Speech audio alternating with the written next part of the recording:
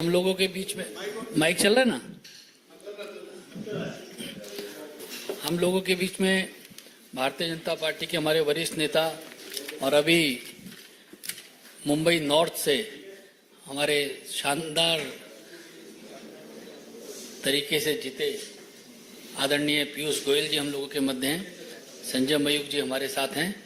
मेरा आदरणीय पीयूष गोयल जी से आग्रह है कि मीडिया के साथियों को संबोधित करें। बहुत बहुत धन्यवाद माननीय अनिल बलूनी जी, जो अभी उत्तराखंड से बड़े भारी मतों से जीतकर लोकसभा के सांसद के रूप में चुने गए हैं। माननीय संजय मयूख जी, आज राहुल गांधी जी ने एक प्रेस वार्ता कर भारतीय जनता पार्टी और हमारे नेताओं पर अनाप शनाप आरोप लगाए। लोकसभा चुनाव में विपक्ष की हार की हताशा से अभी तक शायद राहुल गांधी जी उभरे नहीं हैं। अब वो मार्केट के इन्वेस्टर्स को भी गुमराह करने की साजिश रच रहे हैं।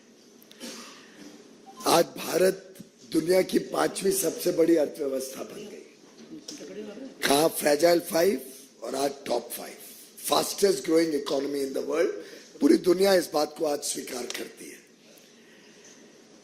प्रधानमंत्री नरेंद्र मोदी जी ने देश को आश्वस्त किया है कि इस टर्म में देश विश्व की तीसरी सबसे बड़ी अर्थव्यवस्था बनने जा रही है।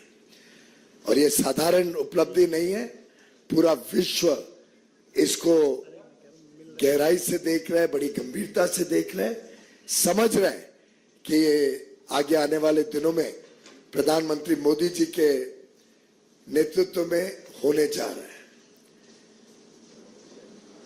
फिर एक बार मोदी सरकार आना निश्चित है और शायद इस बात से राहुल गांधी जी बड़े परेशान नजर आते हैं और अपने बयानों के साथ विदेश और देश के निवेशकों को एक भय के वातावरण में निवेश ना करें, इसके लिए उत्साहित करने की कोशिश कर रहे हैं। हम सब जानते हैं कि इक्विटी मार्केट अलग अलग समय पे चुनाव आ रहे हैं, तो चुनाव के हिसाब से अलग अलग आंकड़े जब रिजर्व बैंक पेश करता है, अलग अलग विकास के आंकड़े जब आते हैं, उसके हिसाब से इक्विटी मार्केट में बदलाव होते रहता है। और ये दुनिया भर में इस प्रकार से इक्विटी मार्केट चलती है। कोई बड़ा इवेंट ना भी हो तो भी इक्विटी मार्केट में उतार चढ़ाव साधारणतः चलते रहते हैं। देखना यह रहता है कि लंबे अरसे में इक्विटी मार्केट में क्या हुआ है। और आप सभी भली भांति जानते हैं, देश के लोग, देश के निवेशक जानते हैं कि पिछले 10 वर्ष के सफलतापूर्वक मोदी सरकार के कार्यकाल में हमारा मार्केट कैप पहली बार $5 ट्रिलियन से अधिक हुआ है। यानी 400 लाख करोड़ रुपए से ज्यादा मार्केट कैप का कीर्तिमान प्रधानमंत्री मोदी जी के कुशल नेतृत्व में भारत ने प्राप्त किया है। और आज भारत का जो इक्विटी मार्केट है, ये पहली बार विश्व की 5 बड़ी अर्थव्यवस्थाओं की जो मार्केट कैप है, उसमें से एक भारत बना है। उसमें हम ये भी जानते हैं भली भांति कि पब्लिक सेक्टर अंडरटेकिंग्स जो PSUs लिस्टेड है मार्केट में, उसका भी जो मार्केट कैप है वो लगभग 4 गुना मोदी सरकार के कार्यकाल में बढ़ा है। एक डेटा पॉइंट आपको देता हूं जिससे मुझे पूरा विश्वास है भारत की जनता भी बड़ा गर्व महसूस करेगी कि आज से 10 वर्ष पहले जब यूपीए की सरकार थी, जिसका नेतृत्व गांधी परिवार करता था, उस कांग्रेस यूपीए की सरकार के समय भारत का मार्केट कैप मात्र 67 लाख करोड़ था। ओनली 67 लाख करोड़ का मार्केट कैप मई 2014 में विरासत के रूप में मोदी जी को मिला। आज वो बढ़कर 6 जून यानी आज के दिन बढ़कर 415 लाख 415 लाख करोड़ भारत का मार्केट कैप है। आप सब अनुमान लगा सकते हैं कि ये जो बढ़त 348 लाख करोड़ की बढ़त हुई है 10 वर्ष में, ये जो पिछले 60-65 वर्षों में कुल मार्केट कैप था उससे 5 गुना से ज्यादा बढ़त सिर्फ मोदी सरकार के समय देश ने अनुभव किया है। 67 lakh crores in May 14, increase of 348 lakh crores in 10 years, and today the market cap is 415 lakh crores. ये वास्तविकता हम सबके सामने। अब इसमें गौर करने की बात है कि इसका सबसे बड़ा लाभ किसको हुआ, और ये हम सब के लिए गर्व की बात है कि भारतीय निवेशक और उसमें भी हमारे रिटेल इन्वेस्टर्स, खुदरा निवेश जो करते हैं, उनको आज इसका सबसे बड़ा लाभ हुआ है।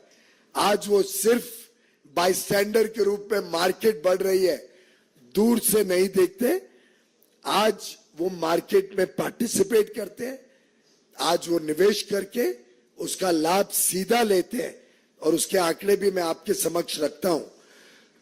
जो फॉरेनर्स की होल्डिंग यूपीए के समय होती थी एफपीआई के माध्यम से, फॉरेन पोर्टफोलियो इन्वेस्टर्स जो निवेश करते थे और उनकी जो परसेंटेज होल्डिंग थी यूपीए के समय वो 21% थी, और वो घटकर आज 16% हो गई है। यानी फॉरेनर्स की इन्वेस्टमेंट कम हुई है और भारतीय निवेशकों की मालकियत भारत की स्टॉक मार्केट में 79% से बढ़कर आज 84% हो गई। 84% आज भारतीय निवेशक मार्केट में भारतीय मालकियत के साथ खड़े हैं। जो म्यूचुअल फंड इंडस्ट्री है जिसके माध्यम से हम में से कई, खासतौर पे छोटे निवेशक अपना पैसा मार्केट में लगाते हैं, म्यूचुअल फंड इंडस्ट्री का साइज 2014 में मात्र 10 लाख करोड़ था। आज वो बढ़कर 5 गुना से भी अधिक हो गया है। 56 लाख करोड़ रुपया म्यूचुअल फंड के माध्यम से भारतीय निवेशक, विशेषकर छोटे निवेशक, आज मार्केट में ये बढ़ती हुई मार्केट का लाभ ले रहे हैं। और ये छोटे खुदरा निवेशक, रिटेल इन्वेस्टर्स ने ये सुनिश्चित किया कि भारत की जो आज की मलकियत है वो आज फॉरेन इंस्टीट्यूशनल इन्वेस्टर्स की मलकियत से भी ज्यादा हो गई है। मित्रों, आज भारत के हर पिन कोड में, देश के कोने कोने में आज इक्विटी मार्केट में इन्वेस्टर्स आ गए हैं और उसका लाभ आज देश के कोने कोने में निवेशक ले रहे हैं। जब भारत वैल्यू क्रिएट कर रहे हैं, जब भारत की ग्रोथ स्टोरी, भारत की विकास के कारण मार्केट में वैल्यू क्रिएट हो रही है, उसका लाभ देश के कोने कोने में निवेशक ले रहे हैं। करोड़ों निवेशक आज इक्विटी मार्केट में या तो सीधा डायरेक्टली या म्यूचुअल फंड के माध्यम से या एम्प्लॉइज प्रोविडेंट फंड के माध्यम से या एनपीएस पेंशन फंड्स के माध्यम से या इंश्योरेंस प्रोडक्ट्स के माध्यम से, ये अन्य तरीकों से आज भारत के छोटे निवेशक इस बढ़ती हुई मार्केट का लाभ उठा रहे हैं। और दुनिया में आज भारत की जो मार्केट है, इक्विटी मार्केट है, इसको पूरे विश्व में आज इज्जत भी है, स्वाभिमान भी है। इसको बड़ा वेल रेगुलेटेड मार्केट माना जाता है। सेबी को कई कीर्तिमान मिले हैं विश्व में।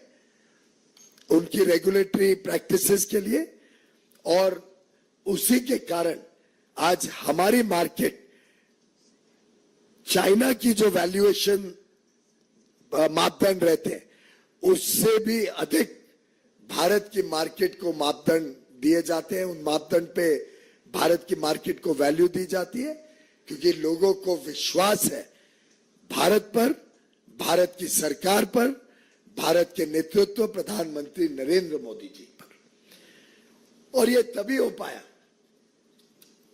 जब एक बड़ा मैच्योर्ड, समझदार और समझदारी से निवेश करने वाला छोटा खुदरा निवेशक मार्केट में बड़े पैमाने पे आए। और देखिए मजेदार बात कि गत दिनों में, 4-5 दिनों में भारत के निवेशकों ने कैसे विदेशी निवेशकों से भी ज्यादा समझदारी बरती और उसका मार्केट का लाभ लिया।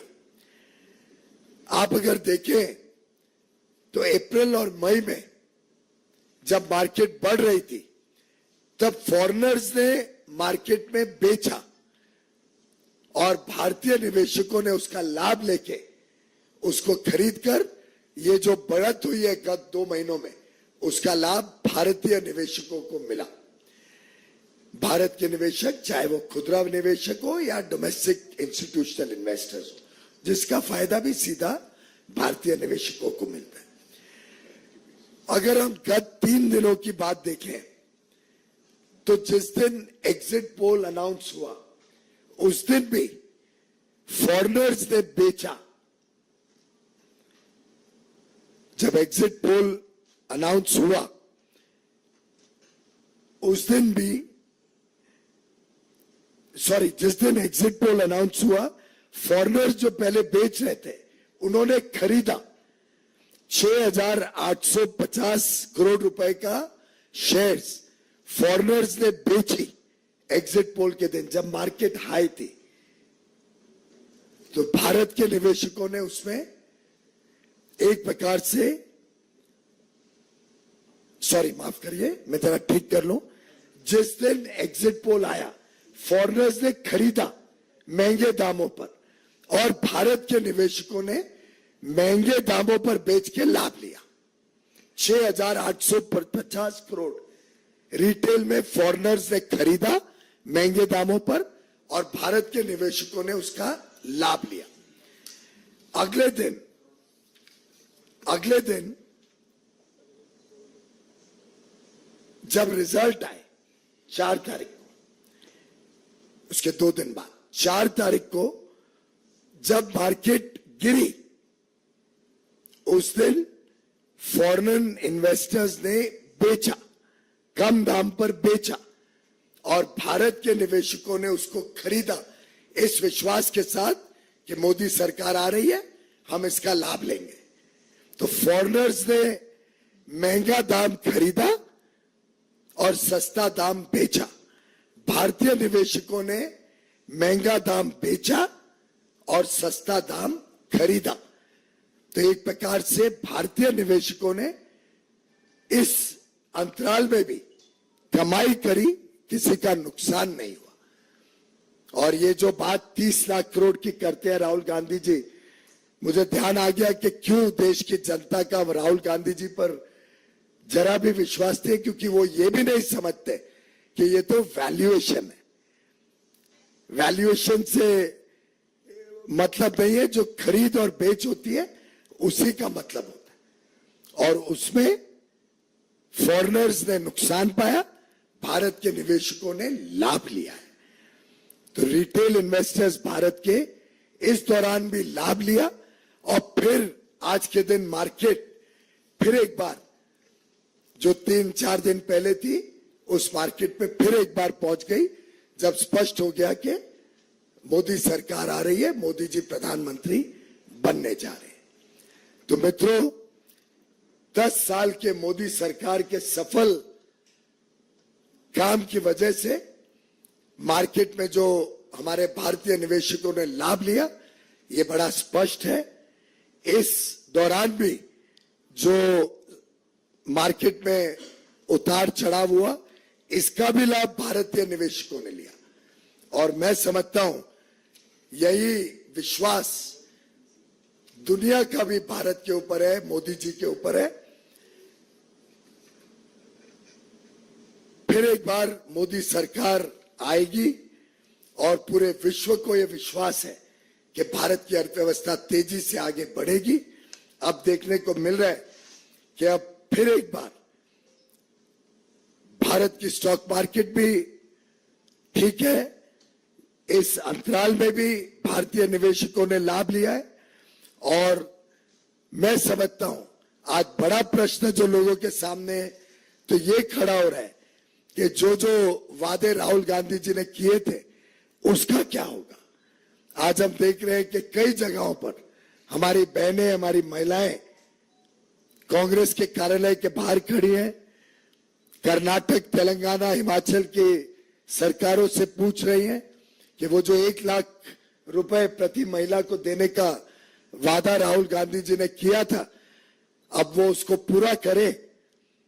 और जहां जहां पे महिलाएं कांग्रेस से और कांग्रेस की सरकारों से अपना हक और न्याय मांग रही है, मैं उम्मीद करता हूं कि राहुल गांधी जी उसको पूरा करने का काम करेंगे, बजाय के निवेशकों को डराना और ये साजिश रचना कि भारत की उभरती हुई अर्थव्यवस्था पर अनाप शनाप प्रश्न चिन्ह उठाकर लोगों को गुमराह करना। बहुत बहुत धन्यवाद।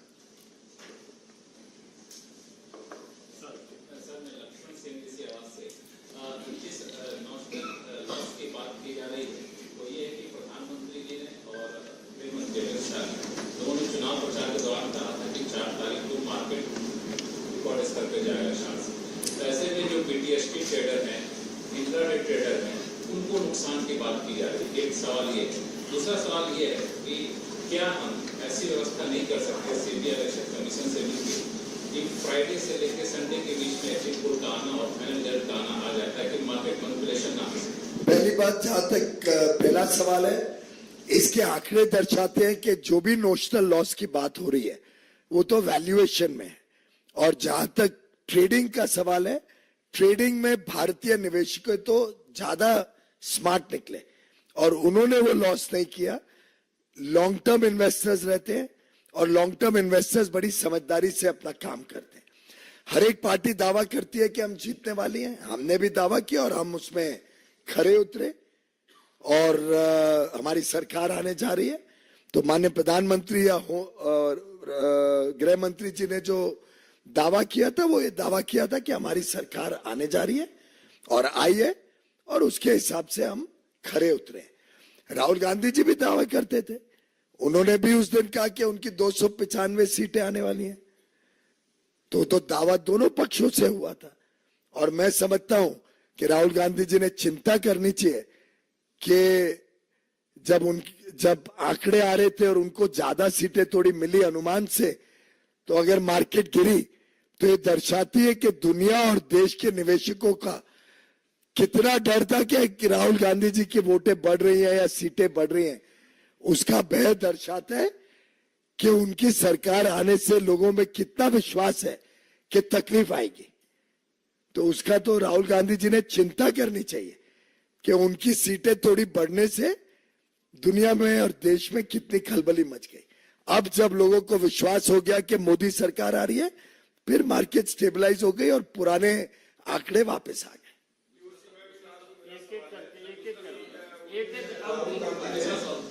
राहुल गांधी ने ये कहा है कि ये सबसे बड़ा अब तक का स्कैम है और उन्होंने जेपीसी की मांग करता। वो तो कई सारी बातें उन्होंने कई बार कही हैं जो बेबुनियाद रहती है।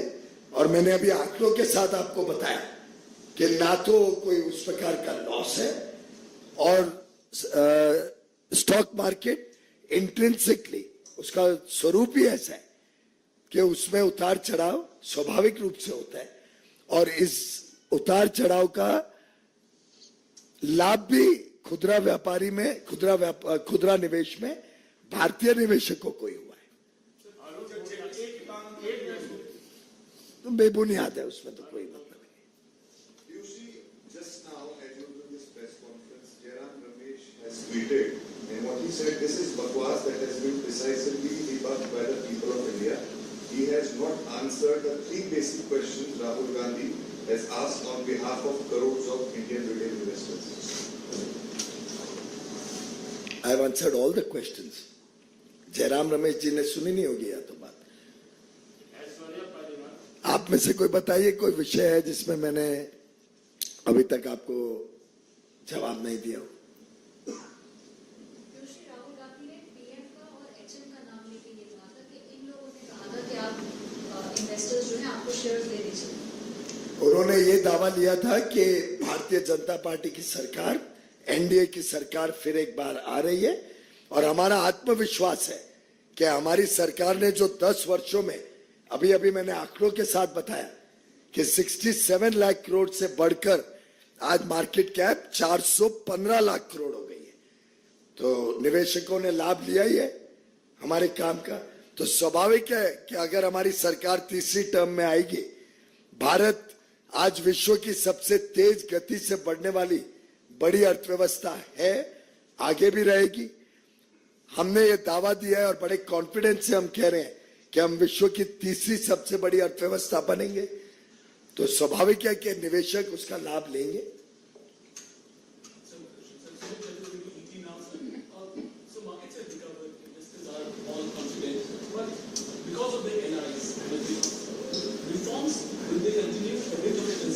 All reforms will continue. The country is poised for a bright future ahead. We are delighted that our allies are equally progressive, whether all our NDA allies are progressive parties. They support reform, they support what is good for the people of India, and they understand that the 10 years of the Modi government have taken the country to newer heights and have the confidence that under Prime Minister Narendra Modi's able leadership and the big vision with which he has taken the country to today's position of being the world's fastest growing large economy, they are confident that under his leadership, this country will continue to do better and better and become the world's third largest economy while continuing the growth that we are witnessing in the last few years. Translate कर रहे हैं।